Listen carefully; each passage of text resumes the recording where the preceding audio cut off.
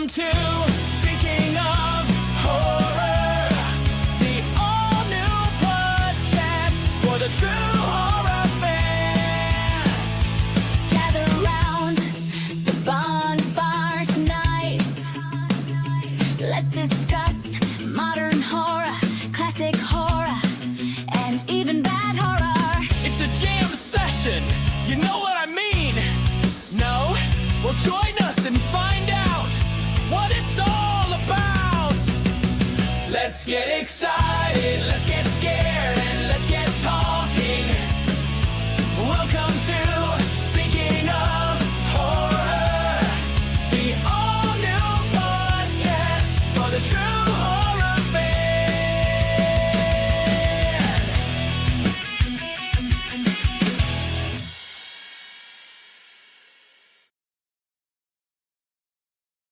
They're all messed up.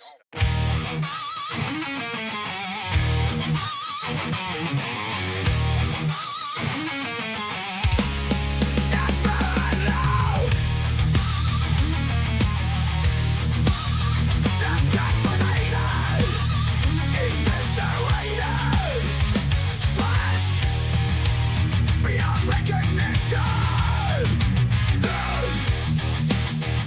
Yeah, they're all messed up, skinned and alive, chainsaw ripped apart, magnified. All messed up, dead, yeah, dead. All messed up.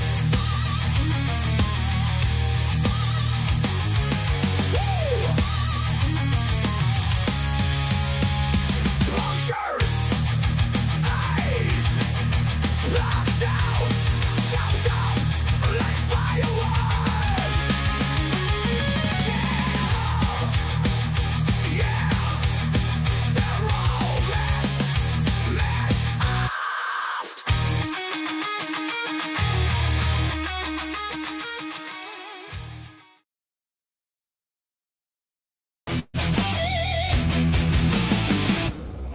Hi, I am Ozzy the Wonder Squirrel. Don't forget to watch Evil Dead Chick on Deadites on Deck on YouTube. Oh, and subscribe, man!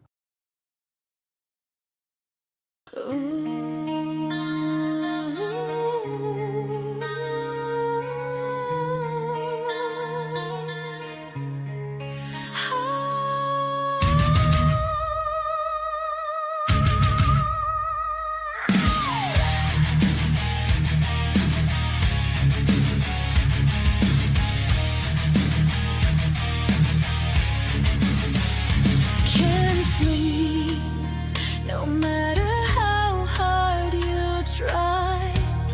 The Sandman is hiding, he won't work his magic. What is the answer to the bill collector of rest, who has come calling on your past to account? You need an insomnia cure.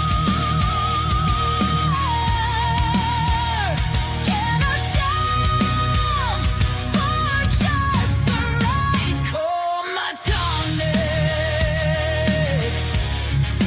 Coma tonic.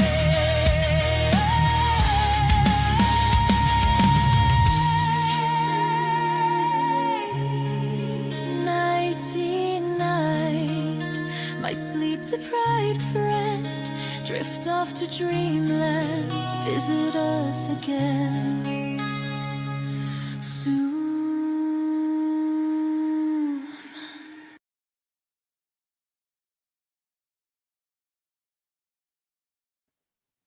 Howdy, gang. Hey, the poet. Hey, kids.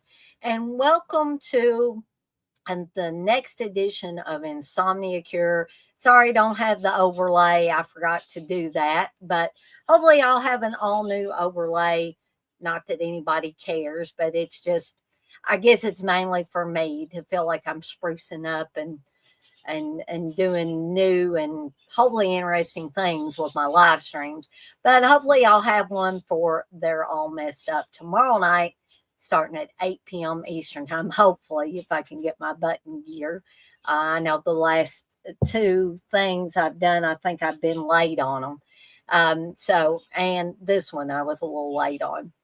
But I always think I got enough time. And then I realized, oh, I don't have my images for these movies. And I've got quite a few movies to talk about tonight for the 1976-1977 Insomnia Cure picks. So, and at least one of them I think might be a little controversial, but that's all good, right? The Poet, you say anyone here that the new Scream had a $45 million budget? I had not heard that.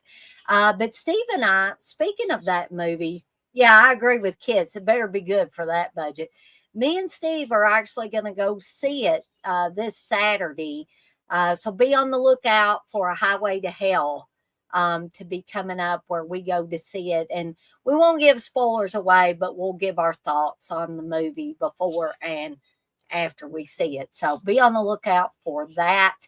Hopefully I can get it put up on Sunday so that you guys and gals can see it if you're considering going and seeing it later on. So I'm glad you brought that up, the Poet, because it gave me a chance to mention that. But we're going to get to the movies here in just a little bit. I have 8 of them for 1976, which, by the way, was the year I was born.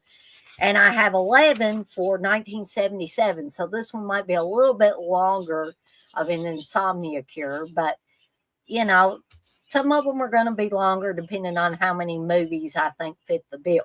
So, anyways, we also have, I think I've got I may freeze up, folks, because I think this is still doing that thing. So, yes, this Saturday, we've got a watch-along weekend coming up, folks, for Cannibal Holocaust. We're finally doing Cannibal Holocaust. And I went back and I noticed that I had said that we'd be watching the uncut version. Now, I may go ahead and watch the uncut version since that's what I said in the beginning, and I've forgotten that I'd done it. But I may turn away on certain scenes because I hate to see, as I'm sure most of you guys and gals out there do, real animal cruelty. I don't really want to see poor defenseless turtles being cut up and all that when it didn't need to happen. It's the only thing I hold against these cannibal movies is that the animal cruelty didn't need to be done. Just didn't need to be. But anyways, we're going to be having that. I should have a They're All Messed Up tomorrow night starting at 8 p.m. Eastern time. Hopefully if I can get my button gear. Yes, I 110% agree with you on that, kids. They could have made props for it.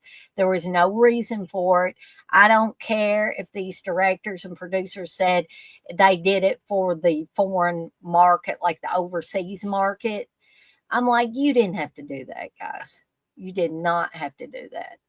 And that's one of the things that Giovanni Lombardo Radice held against Ruggero Deodato for years, and why he disliked him so much was because he was it Deodato or Lindsay? I'm getting confused. Hold on here. It might have been Lindsay.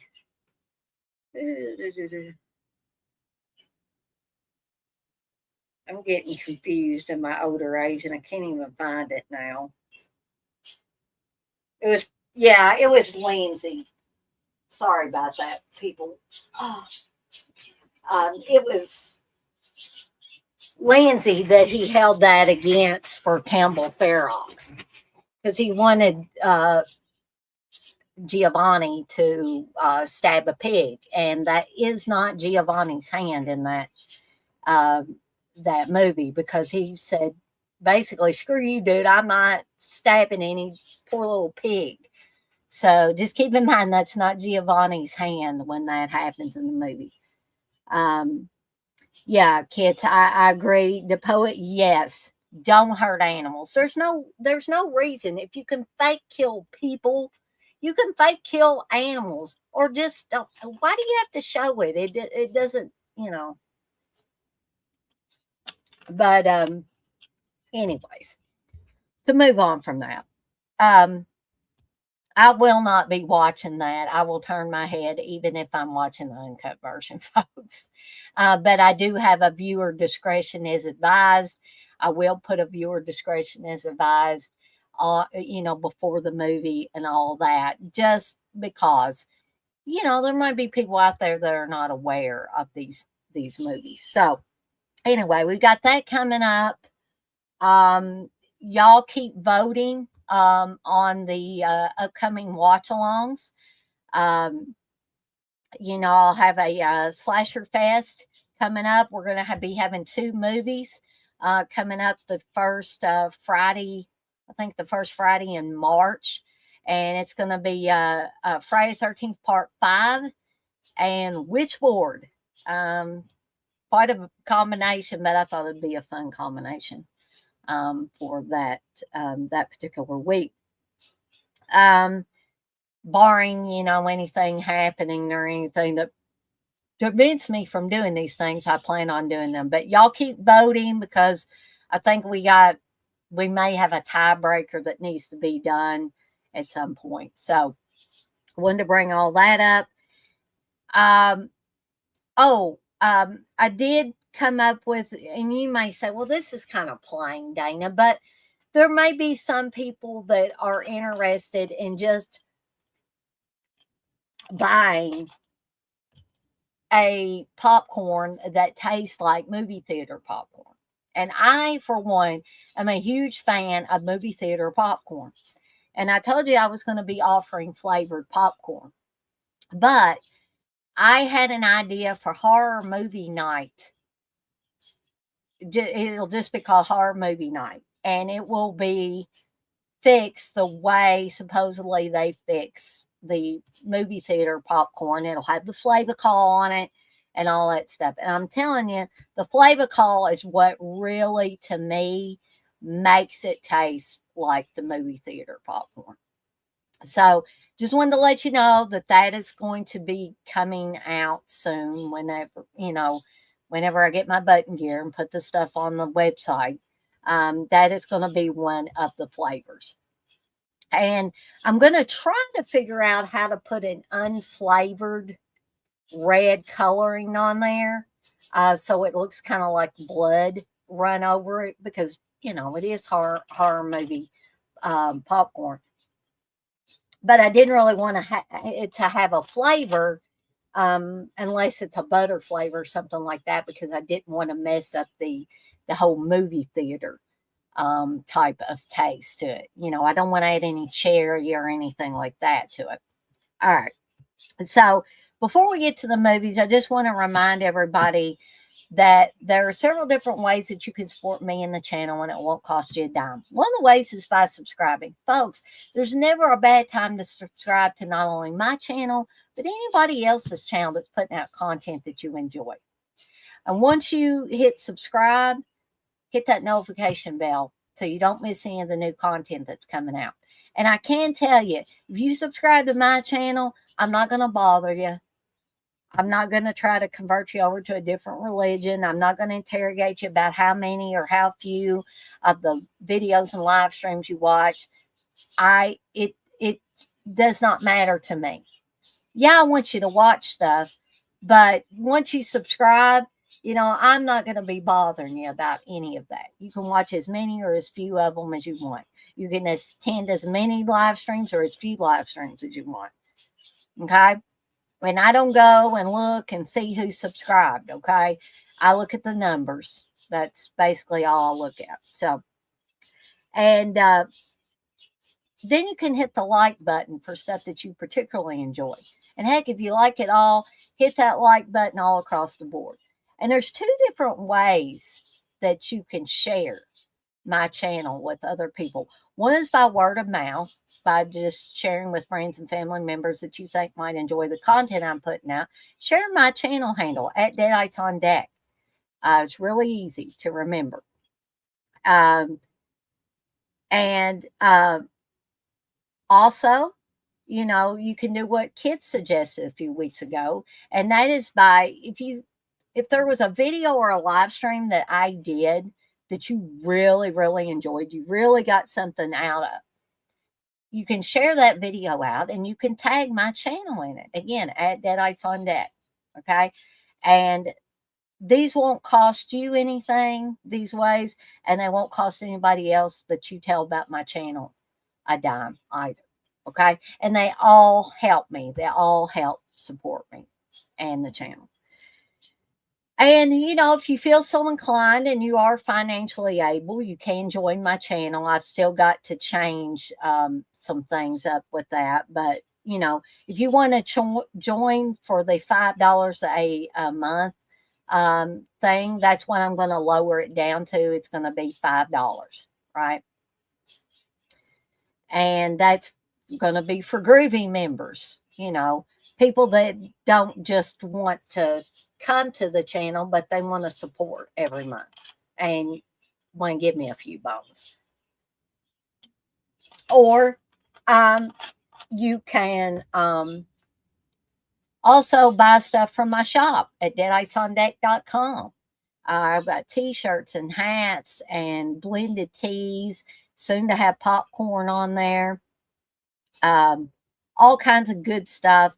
And if you're not a horror fan or you're looking for something customized for a business, a side business, a ball team, whatever, you know, your favorite podcaster, live streamer, whatever, hit me up using the handy dandy form on the homepage of the shop site and let me know what it is you so desire, and I will work with you. Even if you don't have a logo in place, describe to me what you want, and I will work with you until we find something that really piques your interest. Okay. And then we'll start talking about money. Okay. So first we want to get it right, get what you want. Okay. So I guess that's all the housekeeping stuff I want to get out of the way. Now let's get to these movies. So we'll start off with 1976. And so the first movie I want to talk about here briefly, and I'm sorry if it pauses me while I'm bringing this up here. But this is Embryo, folks. Okay.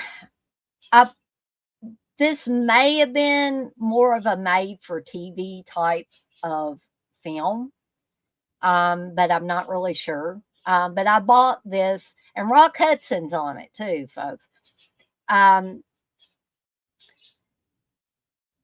bought this many, many moons ago, and I still have it on DVD. But folks, it says from embryo to woman in 4.5 weeks.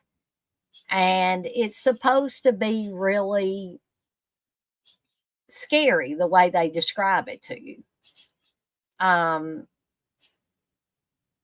But again, it is my recollection that nothing really happens in this movie. Nothing to really make you sit up and take notice. It's very slow, and not a slow burn either, because I don't really remember anything spectacular happening with this movie, right? So, you know, I just really can't recommend this one. Now, I'm not saying that some of you might not find something interesting about it. You know, it's pretty much marketed as a horror sci-fi type of film, but it just doesn't have enough of a horrific element to me to make it worth my while.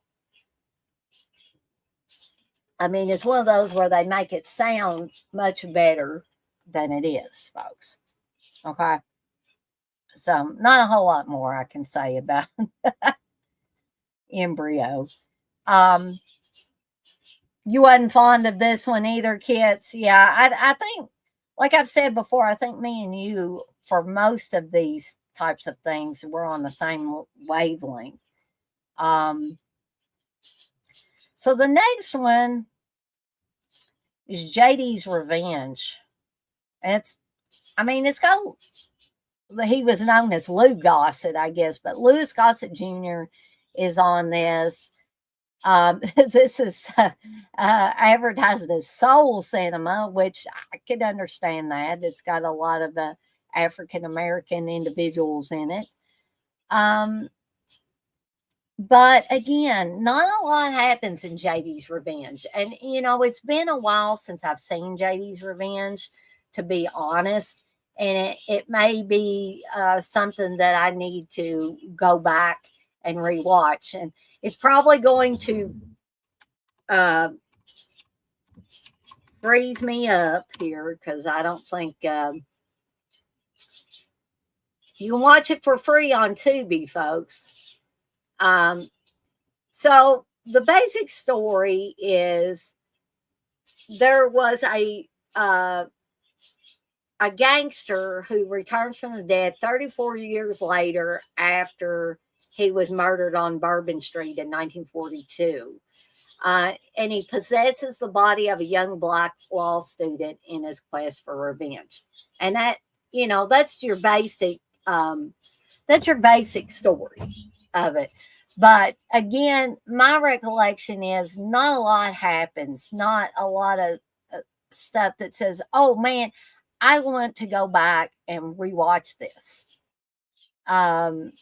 You might be interested in watching it for free on Tubi or whatever, just to see Louis Gossett Jr. in there.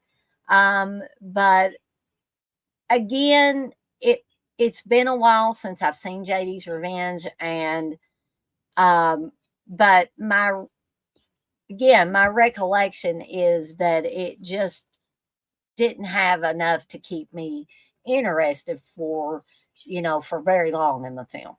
I mean, I did finish it, but so that's JD's Revenge. Okay, so to talk about, this isn't the one that I said was going to be a controversial, but I'm going to explain something about this and others of its kind. This is Mako, The Jaws of Death. Filmed without the benefit of cages, mechanical sharks, or other protective devices. All right. Here's the thing, folks. I don't really much care for Jaws ripoffs, unless they've got something really that stands out. But Mako's The Jaws of Death did not have anything that really stood out for me. Therefore, it goes in the slush pile of Jaws remakes that I just don't see myself, going back to. And there's not really anything other I need to explain about it other than it's a Jaws ripoff, folks. Plain and simple. There were a whole bunch of these made after Jaws came out. And some of them, most of them are bad films, but some of them had such outrageous things in them that kind of pushed it up a little bit as far as on the entertainment scale. But again, my recollection is that Mako's The Jaws of Death did not do that. So all I can say it was this unneeded Jaws ripoff. All right. Now here's this next one is one that I watched with Steve not very long ago. I don't know if he will remember it. This is Mansion of the Doomed. It says, what happens is so horrifying we can't even hint at it in this poster. Okay. That screams to me right offhand that this is a bad movie, and we're really not going to get anything out of it, but we're trying to draw you in with this little tagline. Okay. She does, kids. You say she looks like she's about to break out into a pop song, and he looks like he's questioning her singing. Yeah, he looks like he's getting ready to walk out of that performance. Okay, so this is all about, in a nutshell, about a guy who wants to restore the eyesight to his daughter. So he's basically kidnapping other women and young women to take their eyesight from them and restore it to his daughter. Plain and simple, cut and dried. That's all there is to it. Yeah, this poster did try too hard. And just tacking on that ridiculous, in my opinion, tagline just made it even worse. And, you know, I can't remember what Steve thought of it, but I was just not impressed, folks. I was not impressed with this. It might have been moody and kind of atmospheric, but nothing to keep and, you know, to get my interest and hold it. Therefore, I was very bored with this movie during the majority of it. I don't think it's a prequel to The Eye of the Poet, but that would be a good guess based on the subject matter. All right. So that's Mansion of the Dune. The next one is one that I haven't, that I've seen more than once. Lord knows why I've seen it more than once, but I have seen it more than once, and it doesn't impress me any of the times that I've watched it. Okay. And no, I did not think it was a real snuff film. I would not want to see a real snuff film. But this is just called Snuff, the film that could only be made in South America or Life is Cheap. And this was made by Roberta and Michael Finlay, or Finley, however you want to pronounce it. And they were big time exploitation type of people. And some of their films that they made were better. And some of them were not so hot. To me, Snuff is a film that's not so hot. Because, okay, virtually nothing hardly happens during the majority of this film, first off. Okay, nothing except this, what we think is a group of Manson-like cult members running around, you know, hamming it up in front of the camera and stuff like that. Okay.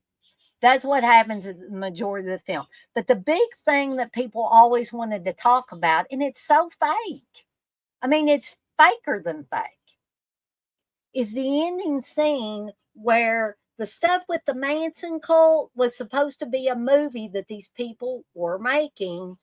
And then they kill a girl who thinks she's being an actress in the film, therefore making it a snuff film. They kill her for real. And oh my, it is just so fake looking.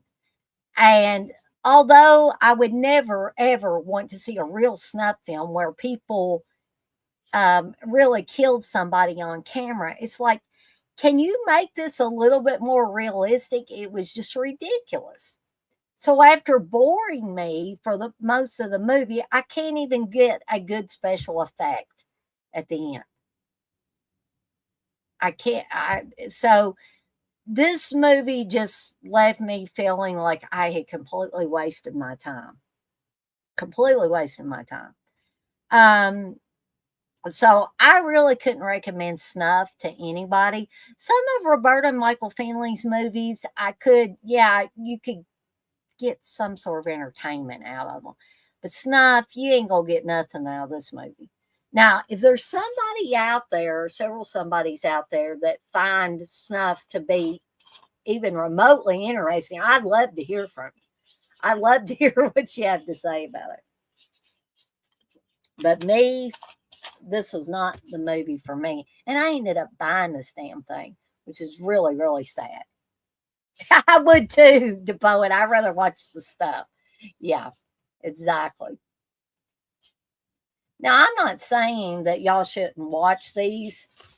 If you come across a for free version to watch, and keep in mind I said for free, but don't say I didn't warn you in advance. All right. So the next one I watched not very long ago, or it was probably celluloid trash, I would imagine. And that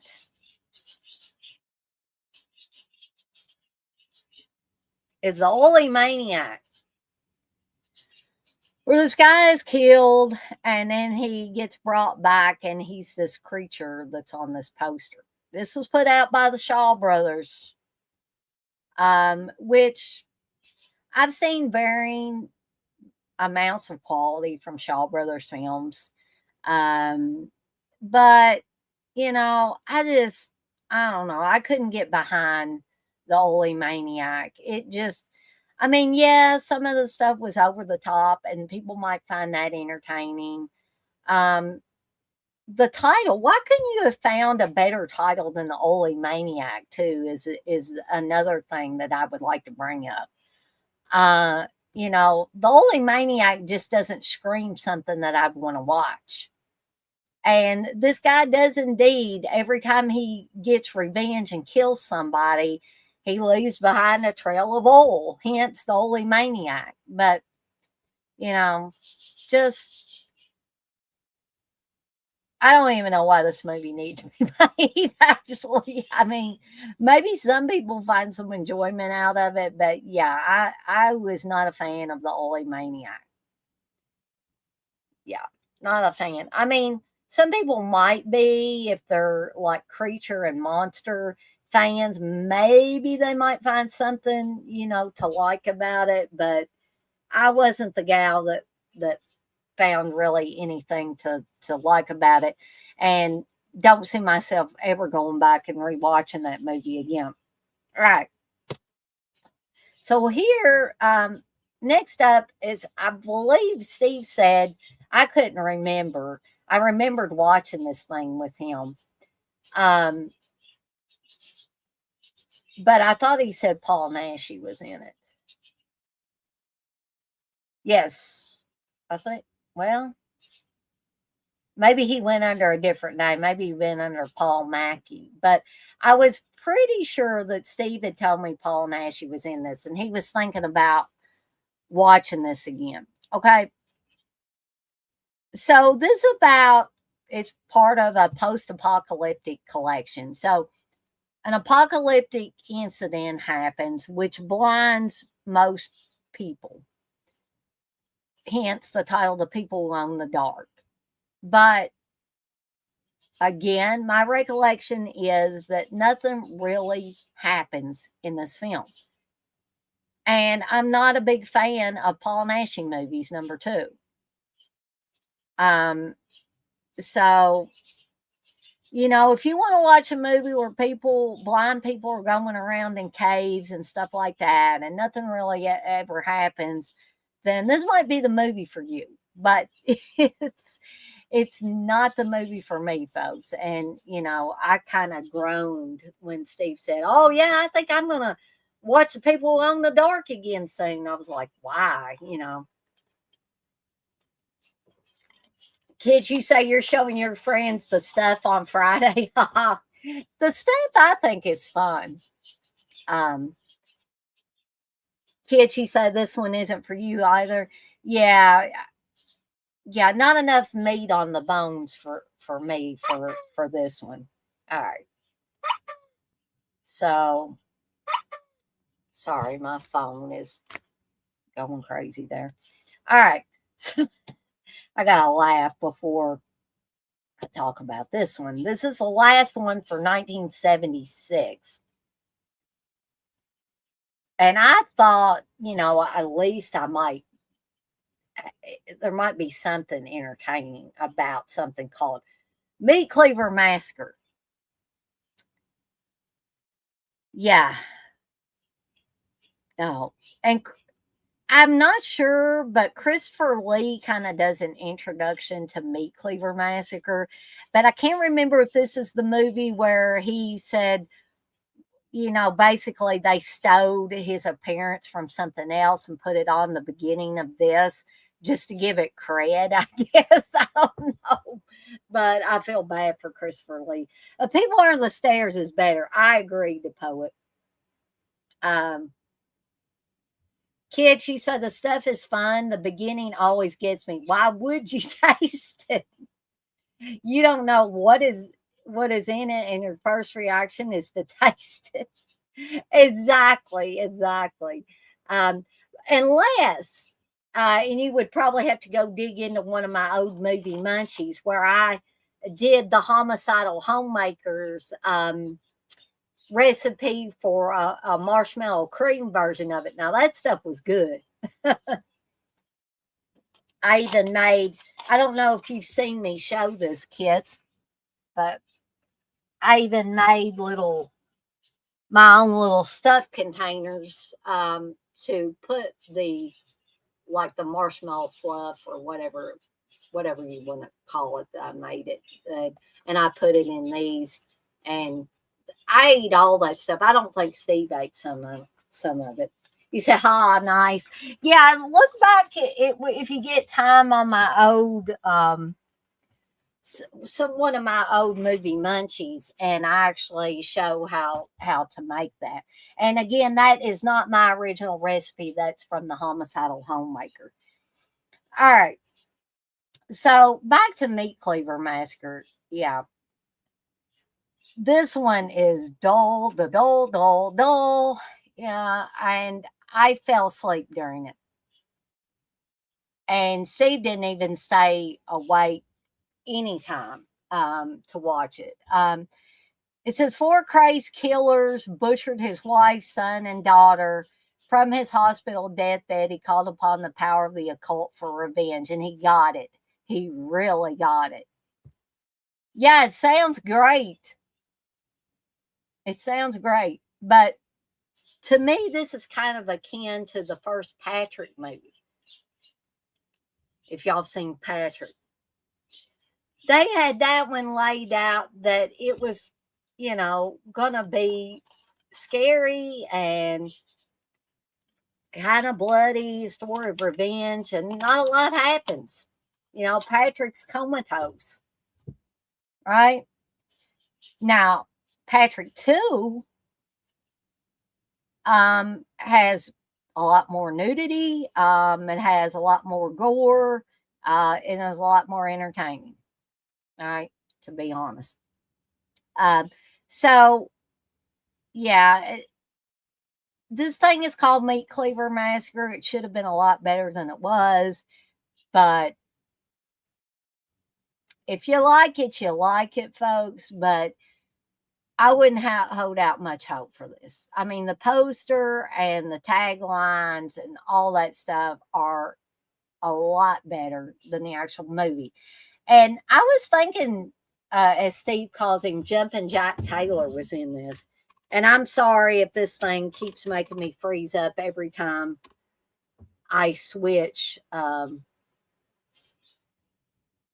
Maybe this wasn't the one that Jack Taylor was in.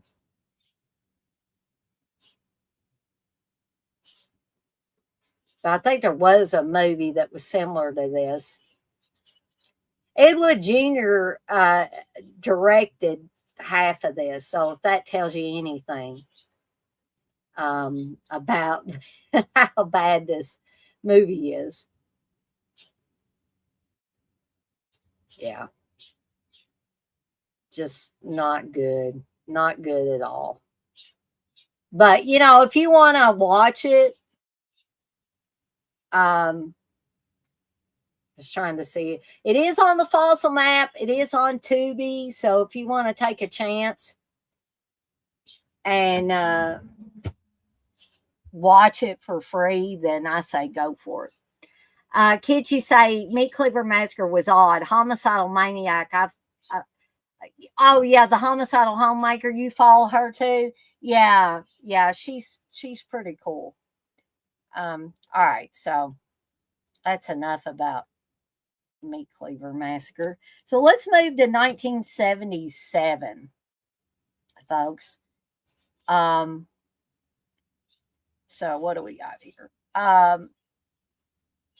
Okay, this is another one that it's been a long while since I've seen it. Another Son of Sam.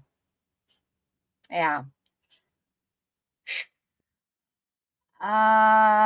Folks, I honestly can't recommend this. I mean, with a title like Another Son of Sam, you might be expecting a lot of exploitation um and I can't even remember if it has a lot of nudity or anything in it, but I just remember it being dull and not not something that would catch my interest or anything like that. I don't remember it being extremely over the top either. um just it's just there. That's about all, all I can say about it. But again, if there are some of these that you guys and gals think that you might like to check out and you can check them out for free, I say go for it. All right, so here's the one that I think is going to be controversial. And I've tried more than once to watch this and get something interesting out of it. Anthony Hopkins is in it, and I love that man. Okay.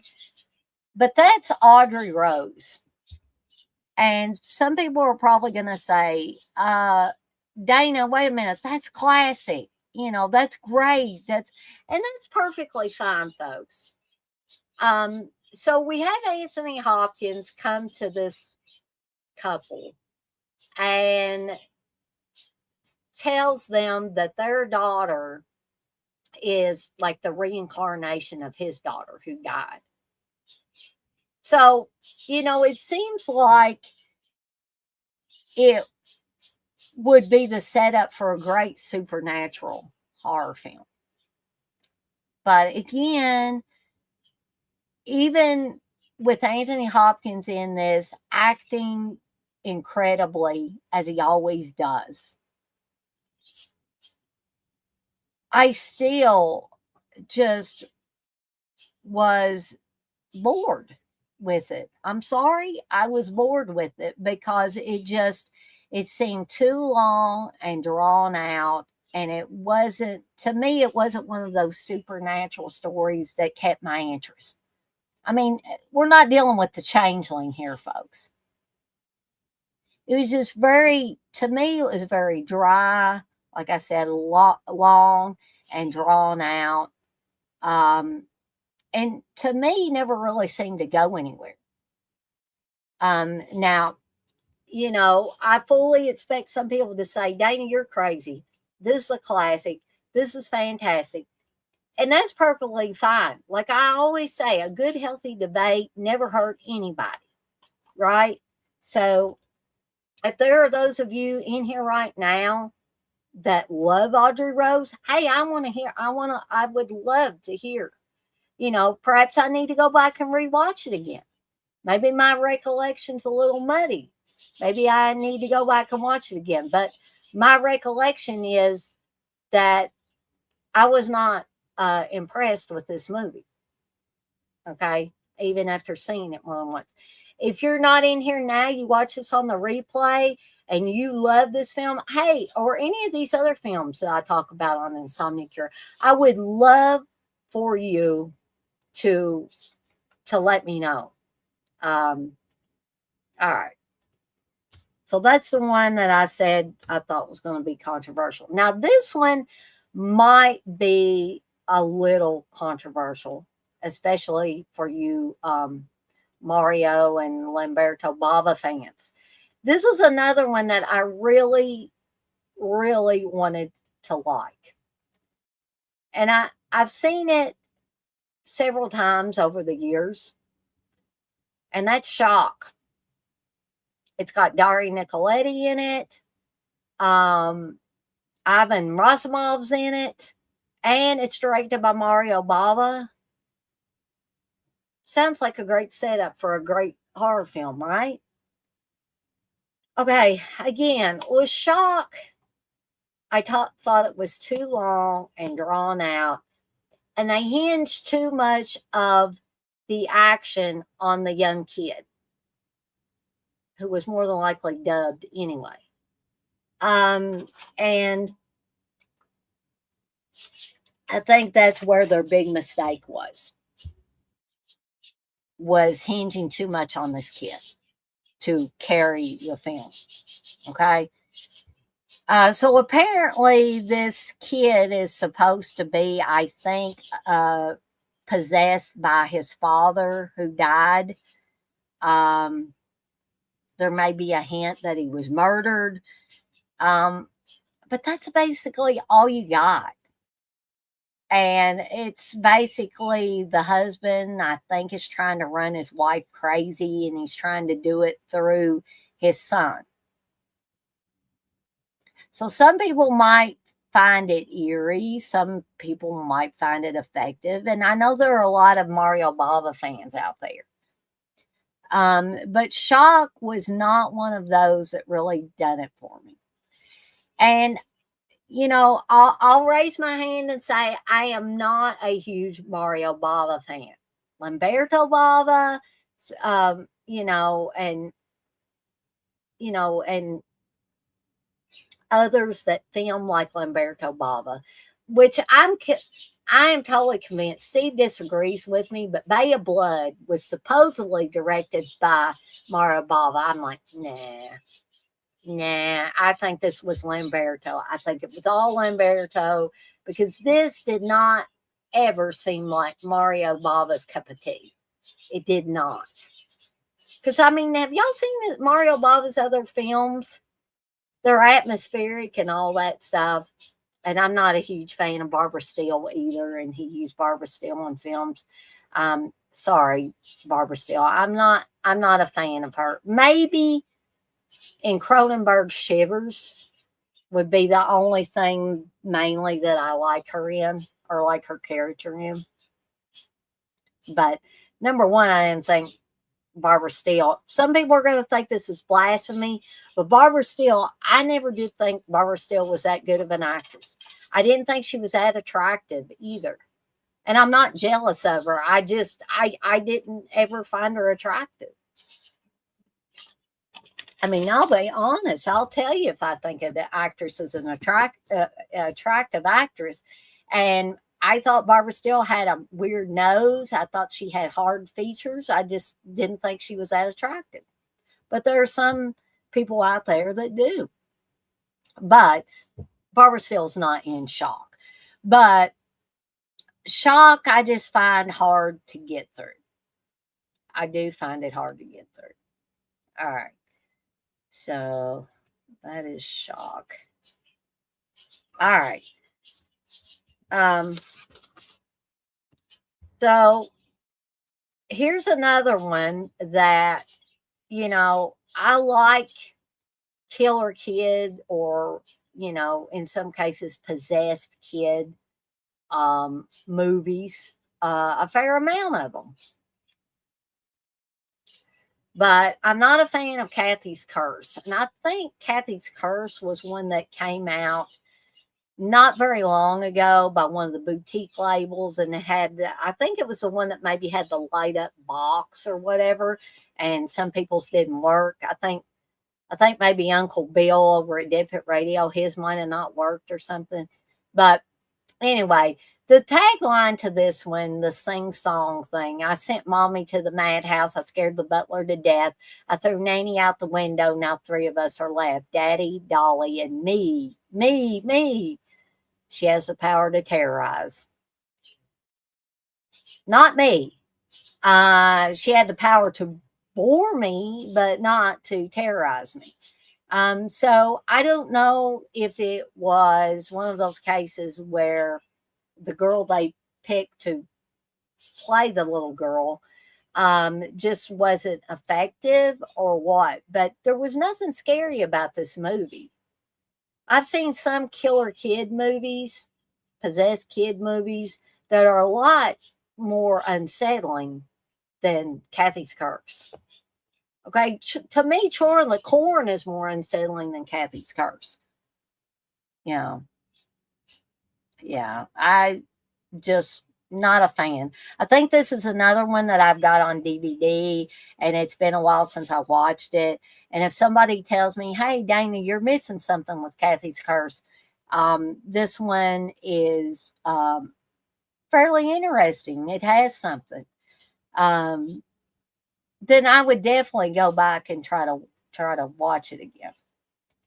So if y'all have different thoughts on it, please let me know. All right. So here's one I think that I probably did for either celluloid trash kind of recently, or they're all messed up possibly. And I can't complain about this one too much because I got this sucker for free. This is Deathbed, the Bed That Eats. Okay, folks, first of all, there's not a lot of deathbed eating in this. This is set up to be a lot more of a horror film than it actually is. It's not really gory. It's not scary. It's, it looks like somebody just went into their bedroom and filmed these scenes. Not a lot to keep you going. Just these people come into this place where this bed is. Why a fancy bed like this would be in this rundown shack of a place, I don't know. But the people come into this shack of a house for whatever reason. They come in there and they don't come out, basically. And it's got a bunch of stuff about a love affair in the past, and that's why the bed is eating people. And yeah, it's a lost horror film of the 70s, apparently. I think it should have stayed lost, honestly, because Deathbed just doesn't have a lot going for it. Now, I think there was a movie called Deathbed in 2020 that people said was awful. I haven't seen it, but I have seen this one more than once. And honestly, I can't recommend it. All right. So the next one, I dislike this one mainly because don't lie to me and tell me a sex fest where a woman's taking off her clothes and screwing around all the time is a horror movie. Okay? That does not make it a horror movie, folks. And some people might beg to differ with me. But I actually had 2 of these films, and then I thought, no, I'm not even gonna waste my time. Okay, this is Emmanuel Around the World. Emmanuel's back to take you to places you've never been before. Okay, again, Laura Gemser, I have nothing against the woman. If she had a beautiful body, if she was proud of her body, okay. But don't market a sex movie as a horror movie, okay? Might be exploitation, but it's not a horror movie. And Steve would probably say, well, because he's a big Emmanuel fan.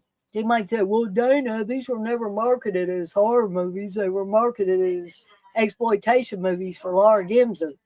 Well, and again, I don't want people to get the idea that I don't like attractive women. That is totally untrue. I have nothing against attractive women.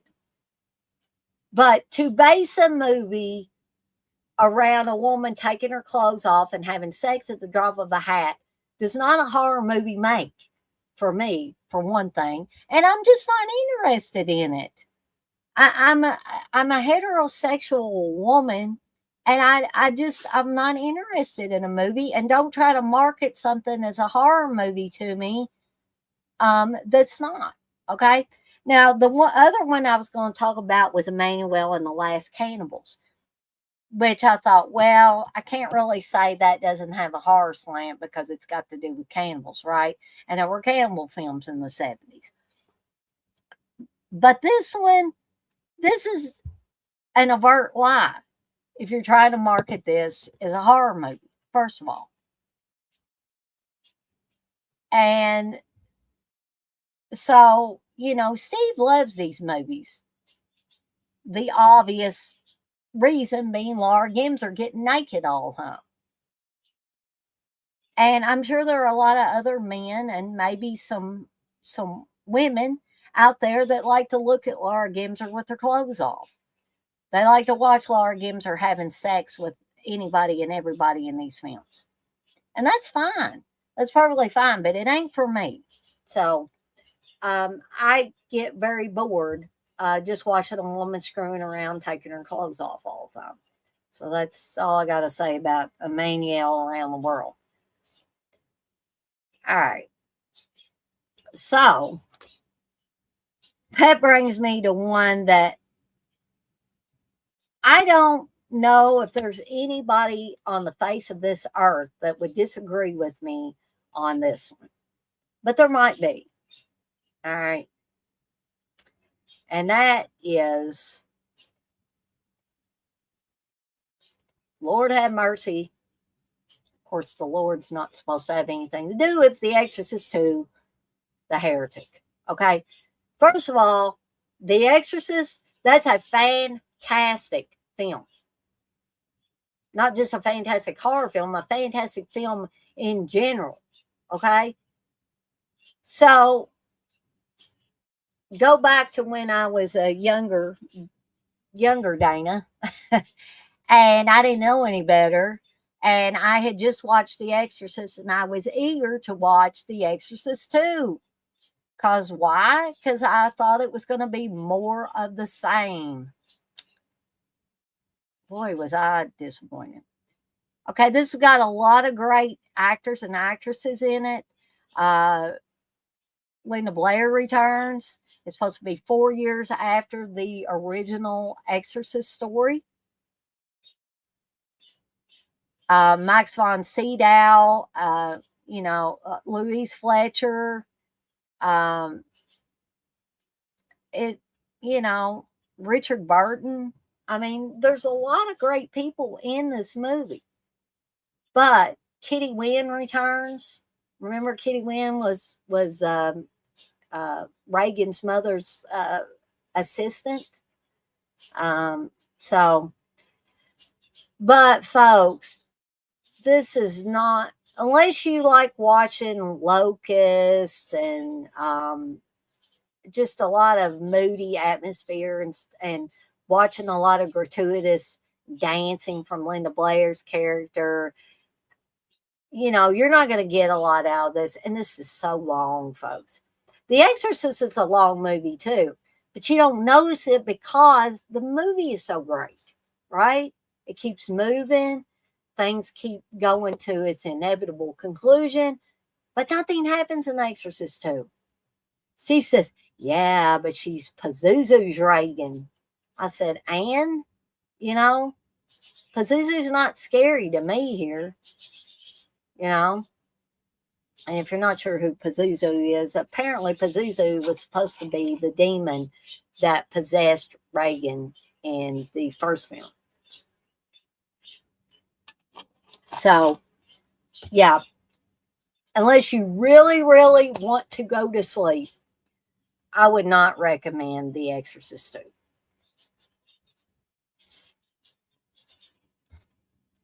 Okay, here's another one that I watched with Steve not very long ago. I know that we watched it.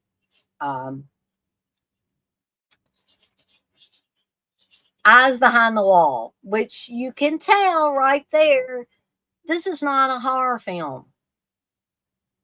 This is not a horror film. And again, I don't like being lied to about my movies.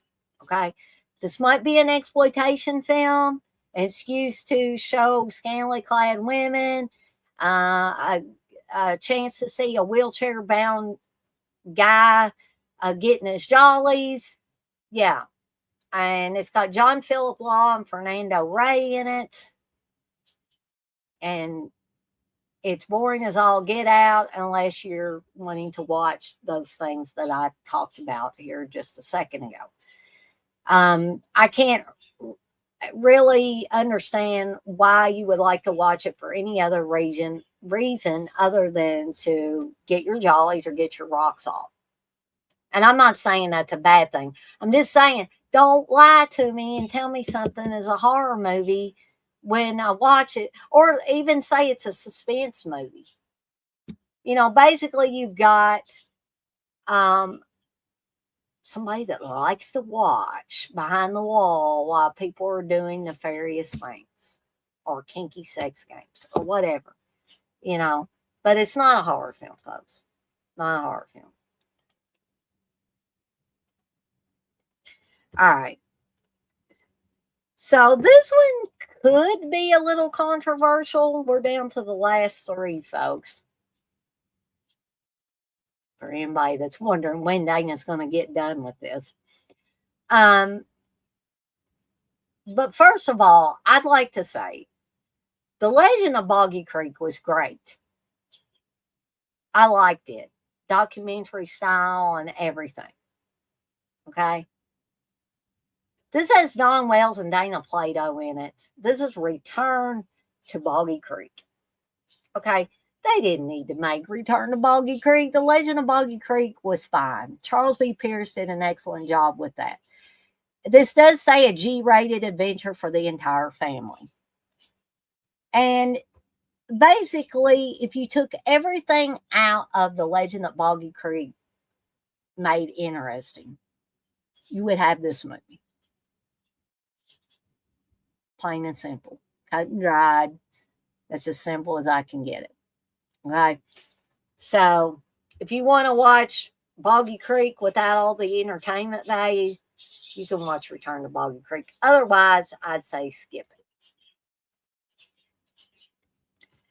All right. So here's another one I haven't seen in a minute. Well, actually, several minutes. And, you know, maybe it would warrant me going back and watching it again. But it's another one where it says, Christian in blood, raised in sin, she's sweet 16, let the party begin. And if you watch the trailer for this, the trailer is pretty cool looking. A love affair with the supernatural. And it has Piper Laurie in it. Should be a setup for a great movie, right? And again, I hope this doesn't freeze me up, but it probably will. So you may think that Ruby is the young girl, but Ruby is actually Piper Laurie's character, Ruby Claire. And you know, let's see what kind of rating it got on IMDb. Only a 4.5. So 16 years after Ruby Claire's boyfriend gets murdered, gruesome killings erupt at her drive-in movie theater. Her mute daughter, Leslie's odd behavior escalates, and a psychic warns of revenge from beyond. And I think that this movie, too, tried to be a less stellar kind of Exorcist ripoff. Because, you know, we have Leslie bending backwards on the bed and stuff like that. But I think, again, this is another movie where they put all the best scenes in the trailer. And then when you actually watch the movie, it's like, okay, I was energized by the trailer, but the movie is just boring me to tears. So apparently, like I said, Leslie is possessed by Ruby's boyfriend who was murdered. And that's, you know, plain and simple as I can say it. But again, if somebody told me, hey, Dana, you're missing the whole point of Ruby, it's a really good film, maybe you need to go back and watch it again. I wouldn't have no problem pulling out my old DVD or trying to find a for free copy and watching Ruby again. But my recollection is that I wasn't too impressed with it. All right. So the final movie of this edition of Insomnia Cure is another one that led me to believe that it was going to be maybe not a gore fest, but at least something, enough exploitation to keep me going till the end. Okay. And again, with Last House on Dead End Street, and it stole the tagline, it's only a movie. It's back, the evil that had you screaming. Folks, first off, this has nothing to do with Last House on the Left in any way, shape, or form. It does not. I got the fancy looking DVD case from Barrel Entertainment, which I think Barrel Entertainment is out of business now. This was a snooze fest for me, folks. A snooze fest. You could put It's Only a Movie all over this thing, and I would still go to sleep watching this thing. Because you got a bunch of punky looking guys going around, you know, mugging at the camera and stuff like that for way too long. And again, my recollection is that nothing happens in this movie. So let me give you a little bit of a plot in case you're interested. So you can watch it free on Tubi, folks. Here's the thing. It's supposed to be one the most infamous movies ever made. You can watch it for free on Folsom and Tubi. I'm shocked that it got a 5.0 out of 10 on IMDb. It's only an hour and 18 minutes, but I feel like it lasted way longer. So, basic plot is after being released from prison, a young gangster decides to punish society by making snuff films. But again, I don't want to see a real snuff film, but like, don't get my hopes up, folks, with this. You know, really don't get my hopes up. But people gave it good reviews.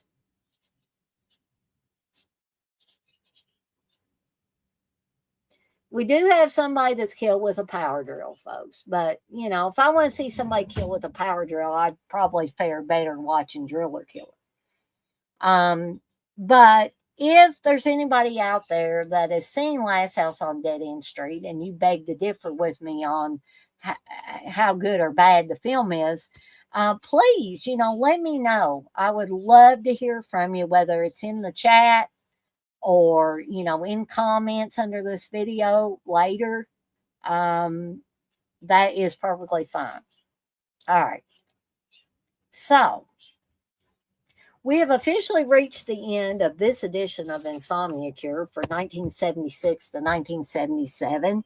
I'd like to thank Kits and the Poet for being in the chat with me. I appreciate y'all hanging out and keeping me company in the chat. For those of you that maybe didn't feel comfortable getting in the chat, or you were watching this stream on a device where you couldn't chat at the same time, like a smart television, I want to thank you as well. And for those of you that couldn't join me live or couldn't stay in here for the whole thing, but you'll watch this on the replay, I appreciate you guys and gals as well. And as always, I'm off like a dirty shirt. This shirt ain't dirty, but I'm off like one. And I want to remind everybody, as I always do before I get off of here for the night, to be kind to one another and blaze that trail. Have a fantastic rest of your Wednesday night, folks. Stay tuned for Thursday night's edition of They're All Messed Up, starting hopefully at 8 p.m. Eastern Time, where I'm going to be talking about a couple more movies. Hopefully this won't freeze me up again. I'm going to be talking about Island of Death and Schizo, another Pete Walker slasher, and the kills in each one of those. And you guys and gals, Have a fantastic rest of your Wednesday night, and I'll see everybody next time.